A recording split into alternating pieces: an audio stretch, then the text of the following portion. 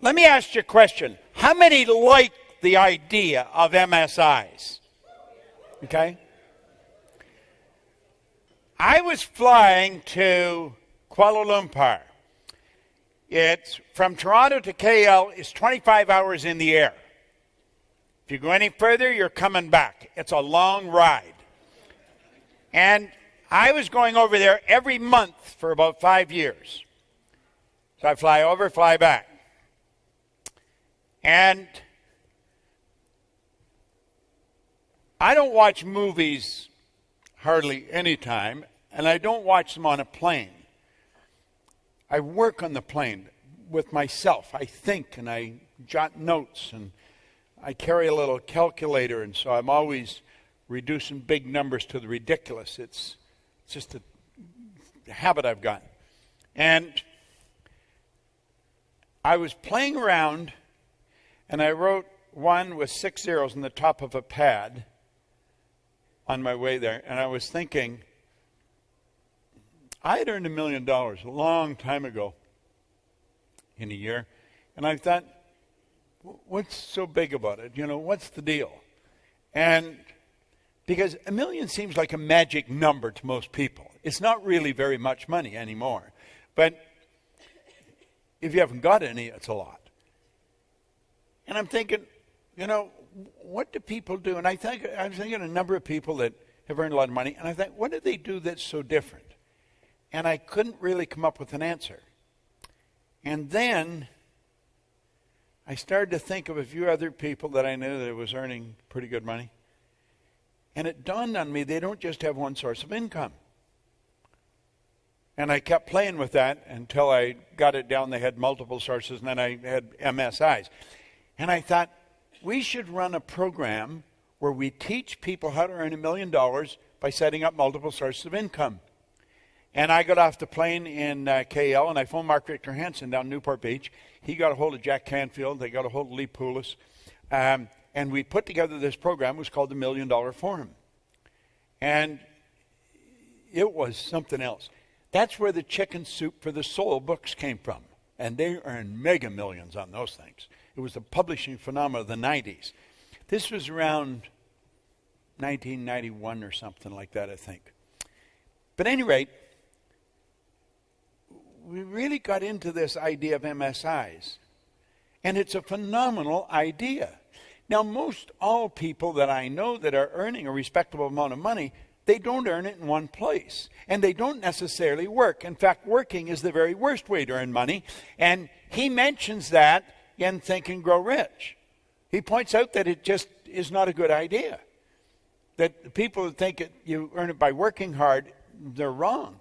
I was doing a TV show with Robin Leach one time, and I remember we were sitting around between shoots, and he's probably interviewed more wealthy people than anybody alive. He said the wealthiest people he knows, he's never seen them working. So you want to start thinking about this. You don't earn money by working. That's a false concept. And that's the one we're taught. You go to work to earn money. No, you go to work for satisfaction. See, if young people understood that before they left school, you don't work to earn money, you work for satisfaction. Well, then they would spend time thinking, what do I really love doing? What do I really love doing? And we should spend our days doing what we really love to do. Life is relatively short. And so why would we spend our life doing what we don't like? There's people that get out here on the freeways and they're locked up in traffic for an hour to 2 hours every morning and again every night. They think they have to do that. They don't have to do that at all. They could figure out something work at home if they wanted with their marvelous mind. Well, we'll come back at this, but start playing with it. Now let's switch gears and let's think of you.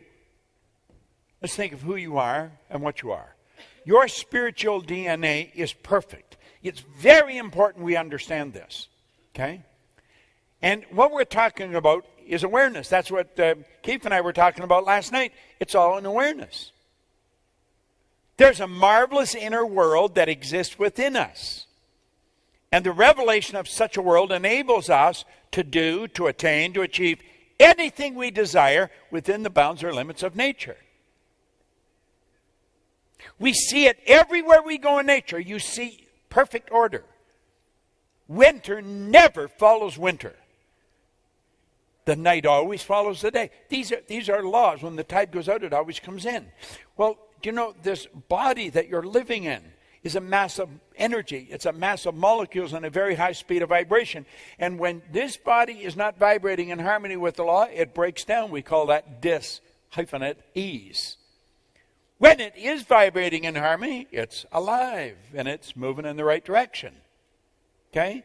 Your spiritual DNA is perfect. It requires no modification and no improvement. So, what we want to really understand is that the center of our consciousness is perfection. There's absolute perfection locked up within us. And that perfection is always seeking expression with and through us. There's something in us that wants to express itself in a greater way.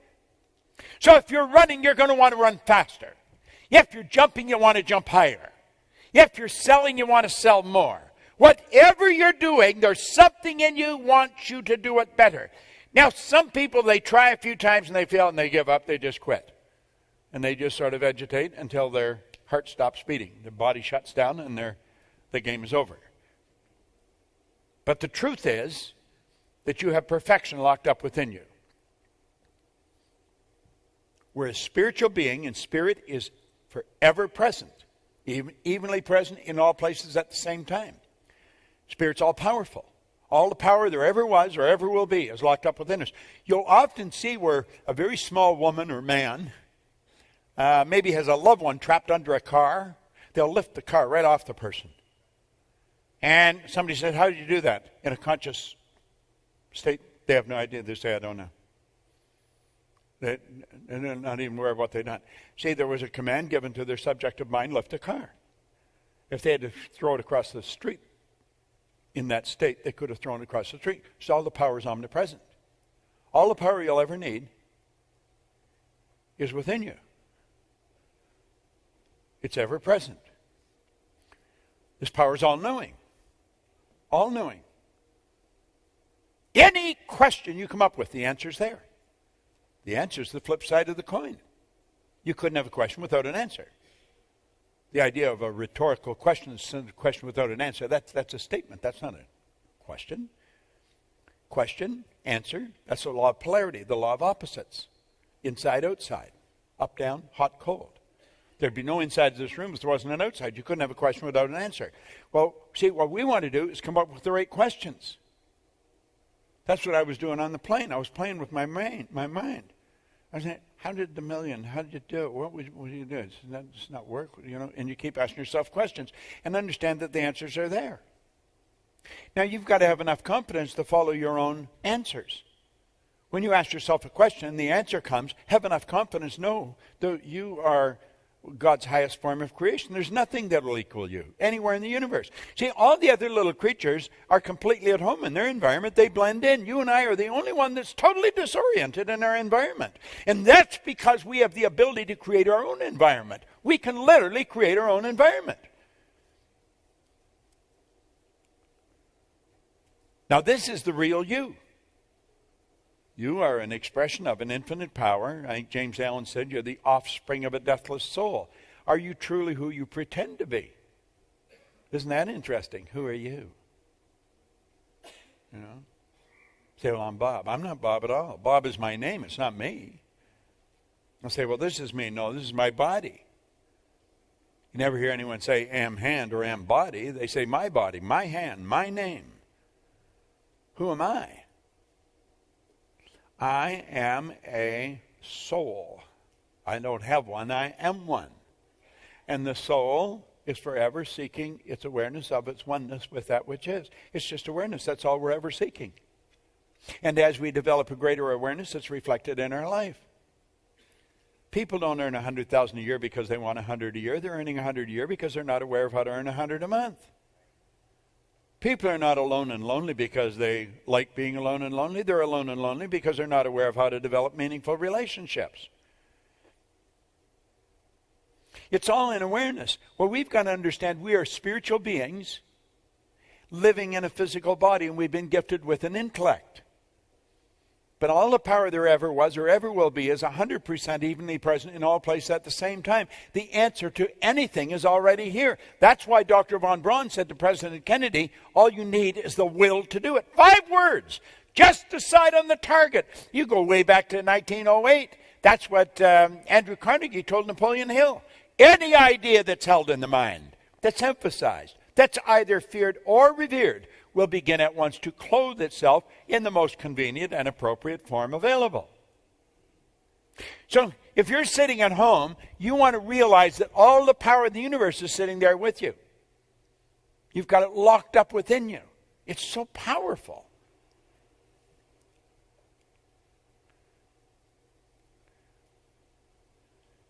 James Allen says you are the offspring of a deathless soul. We dropped a letter there. Okay. Now, ever-present, all-powerful, all-knowing.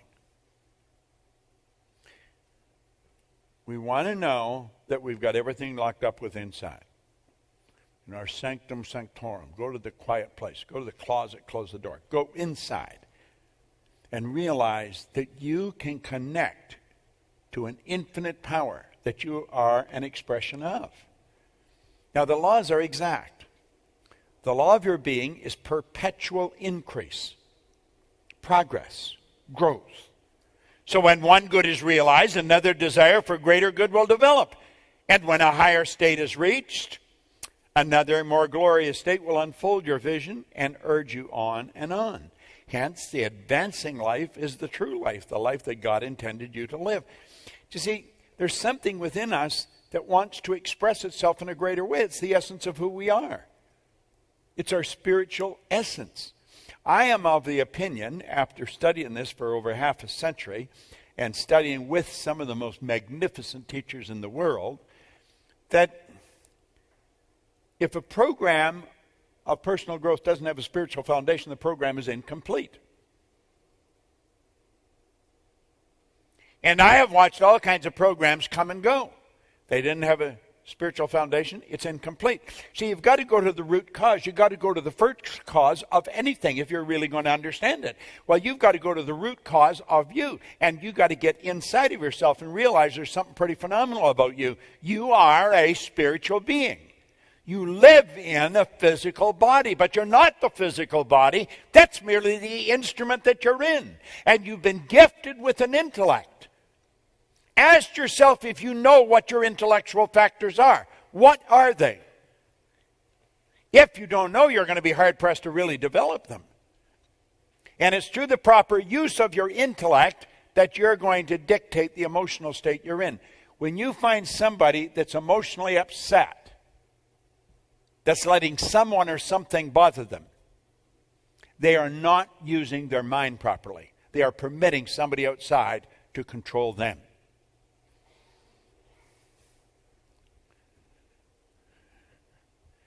Now, I think this is vitally important that we understand this. Let's back it up a bit. You are a spiritual being. You live in a physical body. You're gifted with an intellect. And we will touch on this, what the intellectual factors are. But I tell you, I could walk by you in the hall and I could tell you so much about you. I could shock you with what I know. Because everything that goes on the inside shows on the outside. You don't hide anything. Your body is a mass of energy in a very high speed of vibration. And that body casts off energy. And the energy that it casts off, you've got a mental faculty that can pick that up and read it. You can read the vibration. The vibration tells you what's going on inside. It's a wonderful thing to start to understand. Now, through the use of your intellect, you can control your emotional state. We were teaching a group of kids a few years back. In fact, one here. Where's Sarah? Is Sarah here? You're Sarah. Hi, Sarah. How are you? I was talking to Sarah's mother on the phone. She gave me Sarah's number. The last time Sarah was in a seminar, she was 11. Now, I'm not going to tell you how old she is, but that was 20 years ago.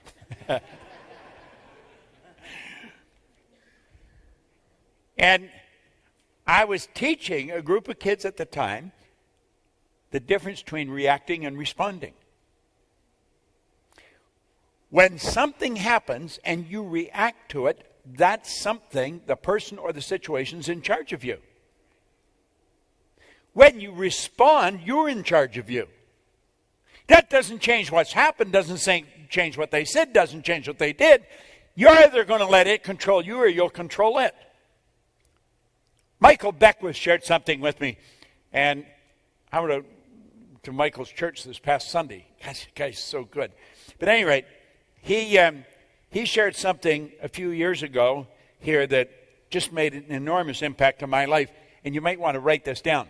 When anything happens, it doesn't matter what it is, when anything happens, there's a 3-step approach. It is what it is, accept it. You can't change it. If it's happened, it's happened.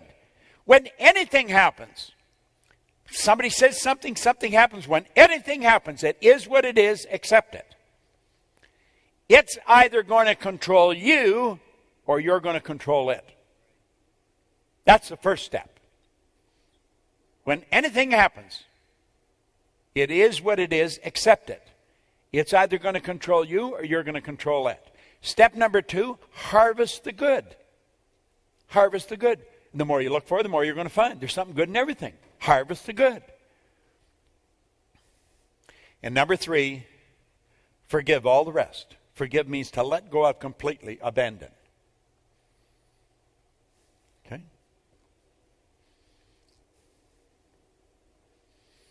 Now, you see, through the use of our higher faculties, we can take control of our emotional state. I was working with a group of young guys in the hotel lobby the other day. A friend of mine come by and brought some of his buddies who were over from Belgium, just yesterday was. And we got talking, and he was studying the law of attraction. I said, listen, forget about the law of attraction for a minute. I said, do you know what you want to do? Become aware of how you feel. Get in touch with yourself. Become aware of how you feel. If you don't feel good, that means you're in a negative vibration. And if you're in a negative vibration, you're going to attract negative energy. You can only attract what you're in harmony with. If you're feeling good, then you're in a positive vibration. You're going to attract positive energy. So I said, become aware of how you feel. You might want to write that down. Just become aware of how you feel. How you feel dictates the vibration you're in. Feeling is conscious awareness of vibration. Feeling is conscious awareness of vibration. If we're feeling good, we're going to attract good energy. If we're not feeling good, we're going to attract bad energy. And like that, we should change it.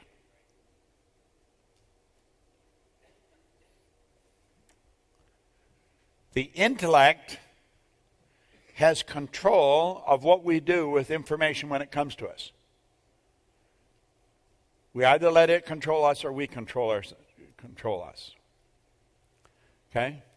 Now, it's a matter of choice. All failures in life, are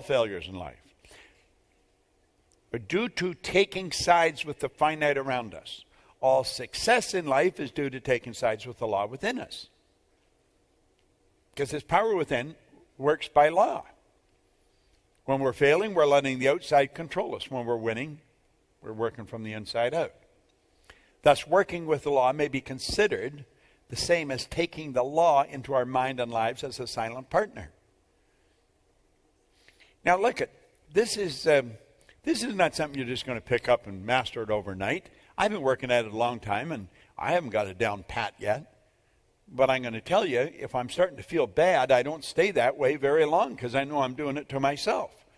Where at one time I used to feel bad for long periods of time, and I'd only feel good every now and then. I was not happy. I don't think I was ever happy. Happiness and having fun are two different things. Fun is very shallow. Happiness runs very deep and is long-lasting. We've got to understand the difference in these things. Okay? Now, let's think of this and think of yourself. Think of spirit. What is spirit? Spirit just is. The theologian can't tell you any more than that. Spirit is the cause and effect of itself, is 100% evenly present in all places at the same time, is neither created nor destroyed. It's 100% evenly present in all places at the same time.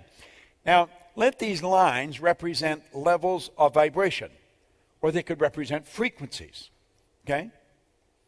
Higher frequency, the better things get. So we're dealing on the higher side, the spiritual side. The lower side is the physical side. But because we are created the way we are, we have been gifted with an intellect. And through the intellect, we got the ability to tap into the spiritual side and change anything in the physical side. Now here's what we want to grasp, is that each frequency is hooked up to the one above and the one below. Nothing is separate. Everything is connected. We're all connected. So each frequency is hooked up to the one above and the one below. The frequencies are hooked together like colors of a rainbow.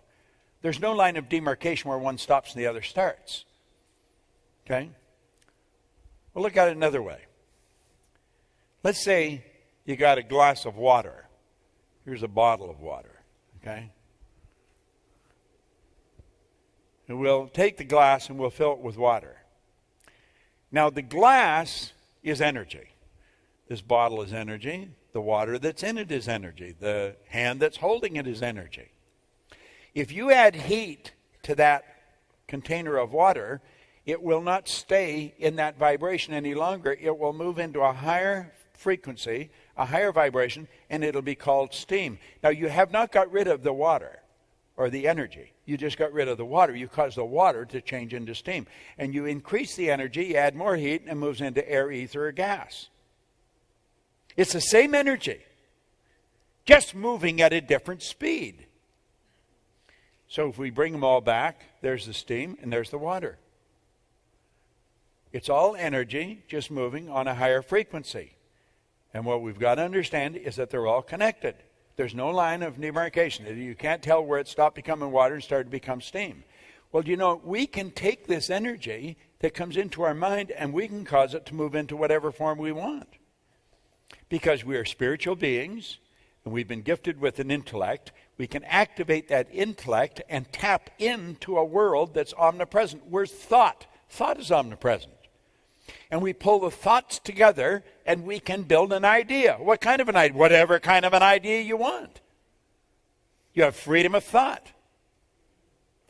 Viktor Frankl, who spent the war years in a camp, a Viennese, a Jewish psychiatrist, said regardless of the intellectual or physical abuse you're subjected to, no one can cause you to think something you don't want to think. That's where you have freedom. You can think whatever you want. You can say, well, it's because of this. No, it's because of your choice. And the ideas that we hold ultimately move into form.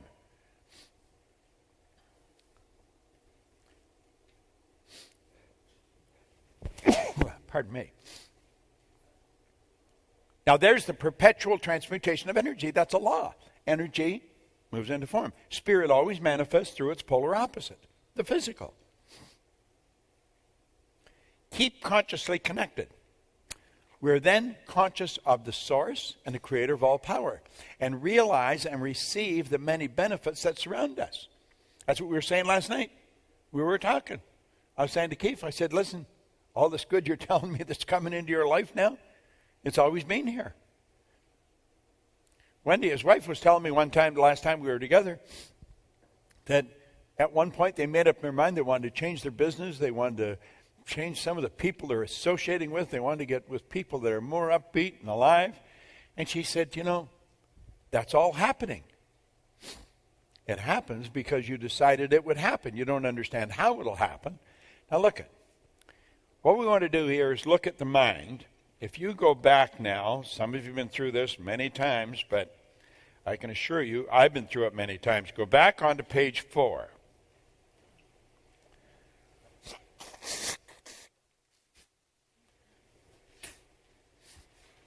Now we're going to go through this. We'll look at the mind and the paradigm. In fact, let's look at your mind and your paradigm. The paradigm is like a program in our subconscious mind that somebody else built. In 1934, Dr. Truman Fleet was very involved in the healing arts and holistic health. He stated the mind is an activity, it's not a thing. No one has ever seen the mind. In order to gain clarity and eliminate confusion, he said, I'm going to create an image of the mind. You see, when you start thinking of the mind, you're talking about something no one has ever seen. Most people, when you think about the mind, they think of the brain. The brain isn't the mind any more than your fingernail is. The brain is part of your physical body. The brain is the electronic switching station. As you think, you activate brain cells, alter the vibration you're in.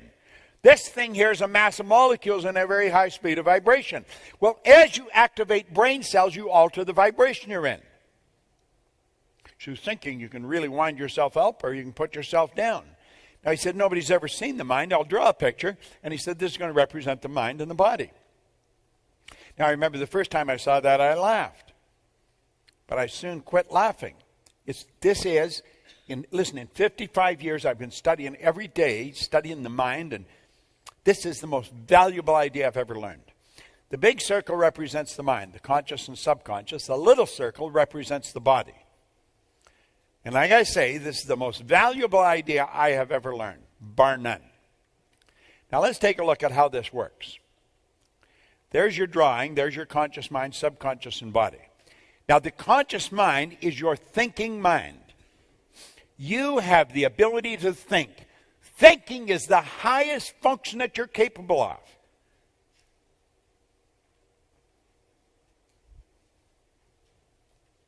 You can think anything you want. That's the educated mind.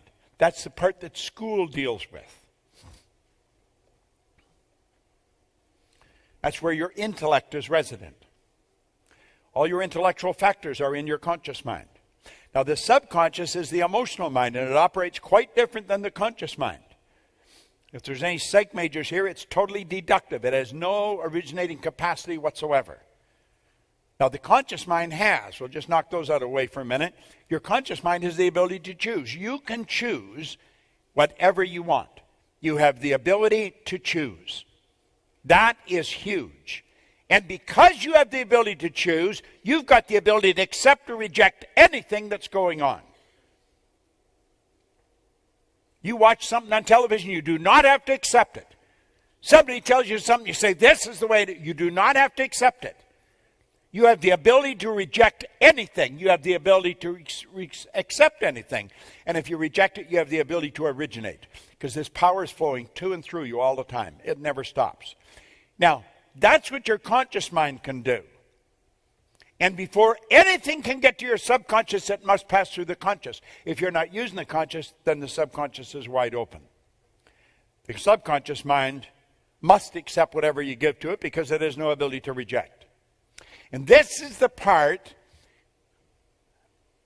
it doesn't seem to matter how many times you hear this, I question whether we really get it. It cannot differentiate between what's real and what's imagined. Now, the subconscious mind operates by law. And the law states that whatever is impressed upon it repeatedly must move into physical form with and through you. That's why in Think and Grow Rich, the power of suggestion is so powerful. Your subconscious mind has no ability to reject. None. If a person were to hypnotize you, what they're actually doing is setting aside your conscious mind.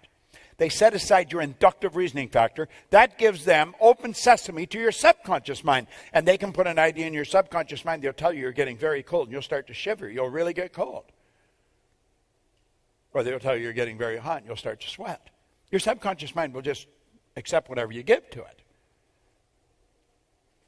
So here we are here.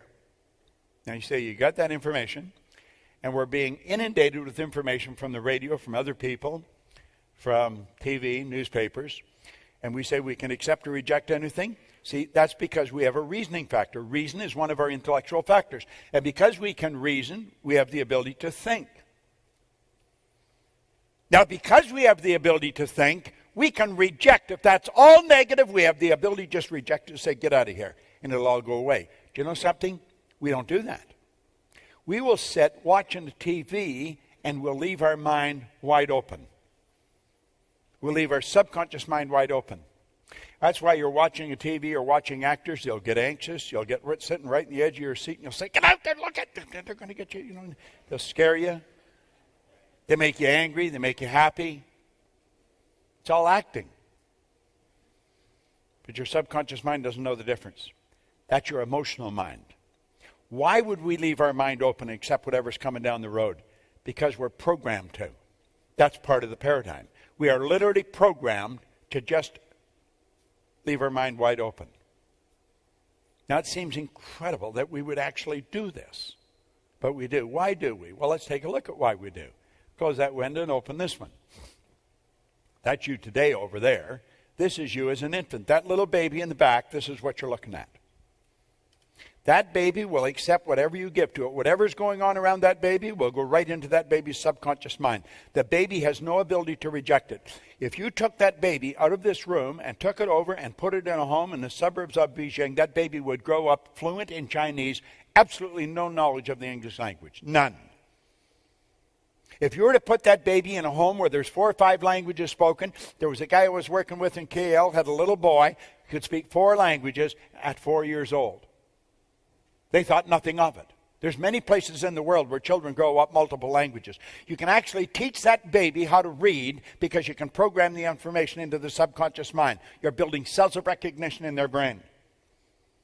You can show them the words and sound the words, and it's going right into their subconscious mind. And when they've got a vocabulary, when they can talk, you can give them a book on the CAT scan and they'll read it to you. Now, many people say, "I don't believe that." Then you'd probably never do it. That's being done. Whatever's going on around the baby is going right into the baby's mind. No one in our family ever went to school. The fact that I quit at 16, hell, everybody would quit. The question, are you going to go? No, I'm out of here. I don't want to go to school. Do you know all I changed? I changed one question. I didn't ask my kids if they were going to go. I asked them where they were going to go. Isn't it amazing? Changed the whole breed just by changing one question. That's the way a baby is. That's the way you were. What was going on around you? We're under contract right now with Torture Penguin, the largest publishing company in the world, to write a book on paradigms. This is what it's about. Your belief system. You don't even know where your beliefs came from. You have no idea where your beliefs came from. You inherited them. At the moment of conception, all mom's DNA and all dad's DNA, boom, come together. That formed the essence of you. And the information just keeps dumping in, dumping in, dumping in. And you know something strange? The image that you have of you was built back there. The self-image that you're operating with. We're going to talk about self-image tomorrow morning. The self-image you were operating with was formed back there when you were an infant. You had absolutely no idea what was going on around you.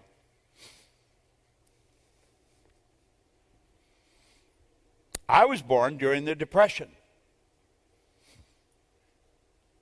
So I was raised with the idea if you get any kind of a job, you're lucky. I'll do anything. Anything. That was what was programmed into my mind. Go to school, perfect something, develop talent. Hell, we were just happy to get something to eat. And you know, there's many places that's not much different today. That's how the self-image is formed. Self-image is just one idea. That's how you see you. And how you see you dictates how you see the world around you. When you put multiple ideas in there, and they do come in. Now imagine if you're surrounded by people, like Heinlein's talking about here. In absence of clearly defined goals, we become strangely loyal to performing daily trivia until ultimately we become enslaved by it. Have you any idea how many people live like that? They're loyal to daily trivia and they become enslaved by it. And that was programmed in, the people around program it right into the mind. That's how paradigms are formed. The subconscious mind is just like an empty cup. You can dump in anything you want. And at birth, that's what happens. So you're programmed genetically. It goes back for a few generations. When I was a young guy, I had red hair. It just kept getting lighter, and it turned blonde, and then it turned white. Do you know, I had a mother and a father. They didn't have red hair, either one of them. I have a brother and a sister, and they don't have red hair. That could lead to all kinds of speculation, couldn't it? But my mother's father and all his brothers all had red hair. See, sometimes these things will jump one generation and surface in another generation. But clearly understand, a lot of your beliefs, probably most of them, you did not originate yourself at all. They were built right in at birth. They've been passed down from one generation to the next. And when you analyze your beliefs in the light of truth, some of them are absolutely ridiculous. At any rate, that's how we were up till 4 or 5. And then, here we are today. We're living much the same as we did as little kids. Our mind is left wide open. People follow each other. They're like sheep. Reminds me of a cute joke about sheep. Before the service started on Sunday in Michael's church, Jack Canfield was there and come over and he told me a story, and I thought, that's a great seminar joke. It's about these two guys out on a horse. They didn't know each other, and they're riding along, and they meet on the road. One was going one way, and the other was going the other way. And the one guy was a ventriloquist. And he met up, and he introduced himself, and they started talking, and the ventriloquist said, "Do you mind if I talk to your horse?" The guy says, "Horse can't talk." Oh, he said, "I bet he can." So he said, "The horse, what's your name?" Horse says, "Bill." He says, "How's things, Bill?" He says, "Pretty good. Pretty good." He said, "I'd like it if you put a little more oats in my food, but it's pretty good." And he says, "Do you mind if I talk to your dog?" He says, "What's your dog's name?" He says, "Rover." He says, "Hi, Rover." Rover says, "Hi." He says, "How you doing, Rover?" He says, "Pretty good." He says, "How you being treated?" Well, he said, "I got fleas." He said, "I wish he would get me a flea collar and get rid of these damn things because they're pretty itchy. I have trouble scratching."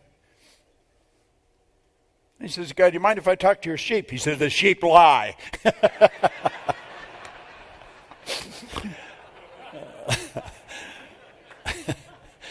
I liked it too.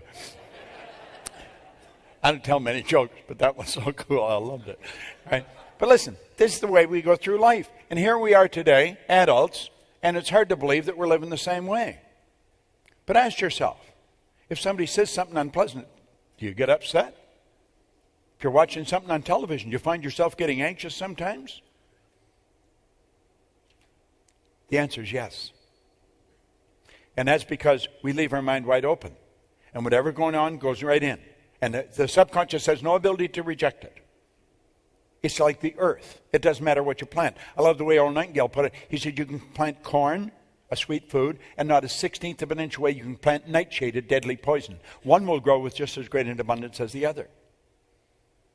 But he said the mind is many times more fertile. Now let's look at this for a moment. The white represents what we teach. The yellow represents what the educational system teaches. We hear in school. We hear with our ears. Now you let those little antennae there represent your senses. You can hear, see, smell, taste, touch. Okay? And because you hear, you gather the information. Now gathering information is exactly what it implies. It's gathering information. The books start to pile up in our consciousness.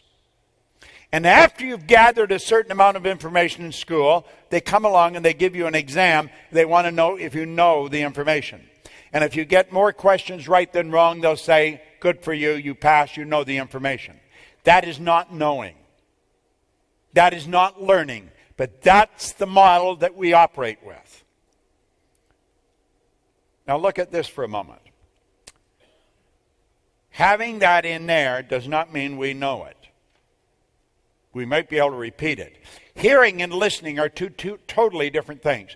You hear with your ears, you listen with your emotions. Okay? learning is quite different than gathering information. Learning is when you consciously entertain an idea, you get emotionally involved in that idea, you step out and you act on the idea, and you change the end result. It's the feedback from the change in result that's the learning experience. I know if I think this and I get emotionally involved and I do this, then my income changes. That's learning. Now, let's take a look here for a moment. School gave us valuable knowledge. However, school never taught us how to alter the old paradigm. So we frequently do not do what we already know how to do. Superior knowledge, inferior results, causes confusion and frustration. So here we are. We got all the knowledge. We passed the exams. It's packed in our mind. But you know something? The results don't equate with the knowledge. They are so smart. They know so much. I wonder why they're getting such terrible results. It's because the knowledge doesn't control the results. The paradigm does. The paradigm dictates the results. The paradigm controls the vibration. The paradigm controls the action. The paradigm controls the results. If you want to change your results, there's only one way to do it,